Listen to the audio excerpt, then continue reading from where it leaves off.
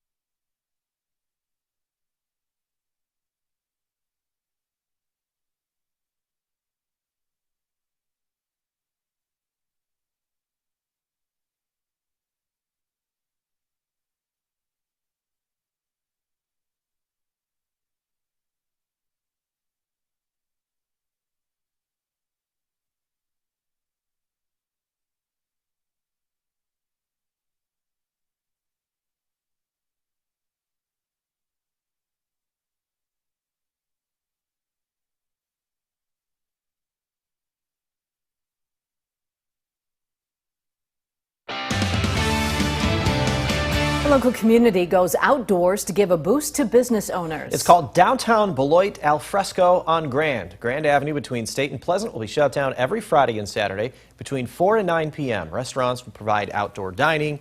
Retail shops will have outdoor sales. Social distancing guidelines will still be in place. Organizers say it's about getting more customers for those hurt by coronavirus. During the COVID pandemic, it's really hard for our restaurants in downtown Beloit to have maximum capacity seating. And also our retailers, you know, there's a limit on how many customers they can have inside of their businesses. So we really wanted to showcase that they are open and ready for customers. Al Fresco on Grand will run through the end of October. Humidity is expected to pick up this weekend. Yeah, we could see some storms too. Candace tracks it all for us coming up in your first warm weather forecast. That's next.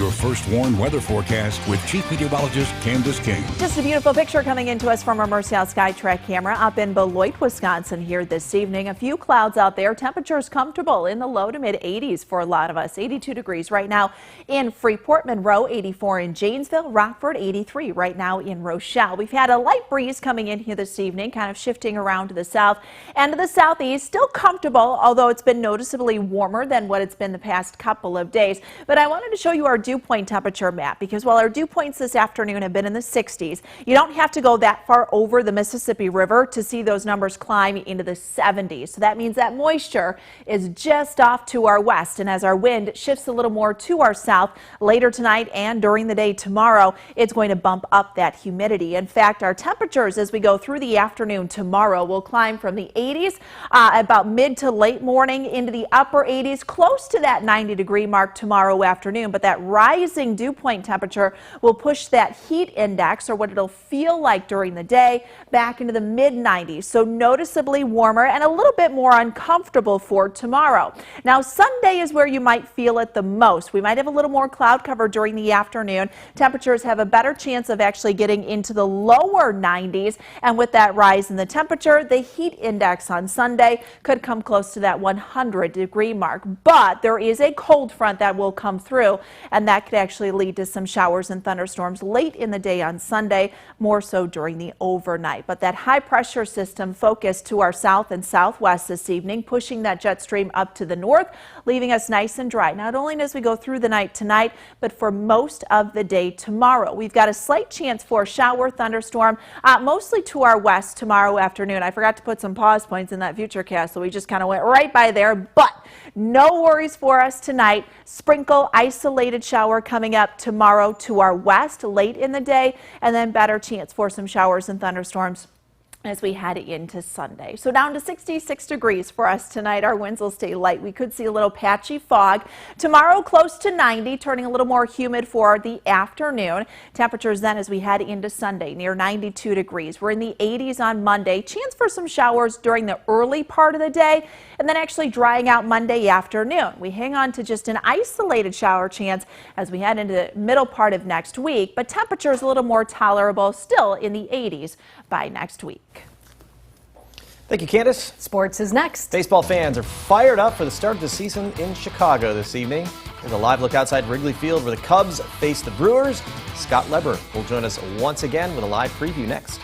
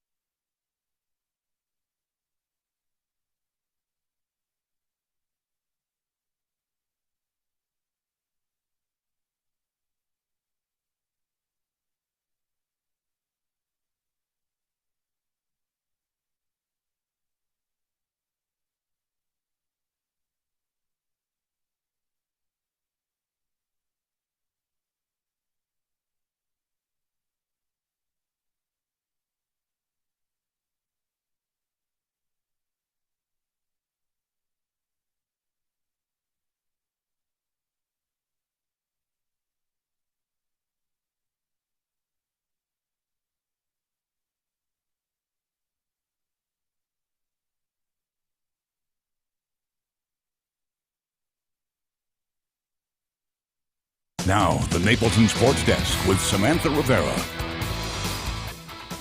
And baseball star fans will finally get their wish tonight. The 2020 season opens for Chicago's baseball teams on both sides of the city. On the south side, the White Sox will host the Twins. On the north side, the Cubs will host the Brewers. Scott Lever is outside Wrigley Field. He joins us now live. Scott?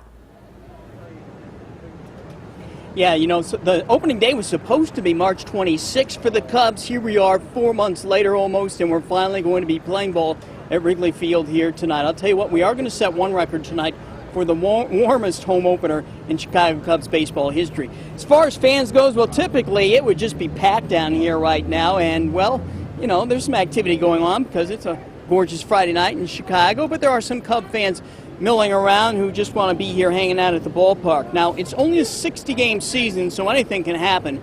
In the National League Central Division with the Cubs, Brewers, Cardinals, and Reds all looking strong on paper, should be a tough division.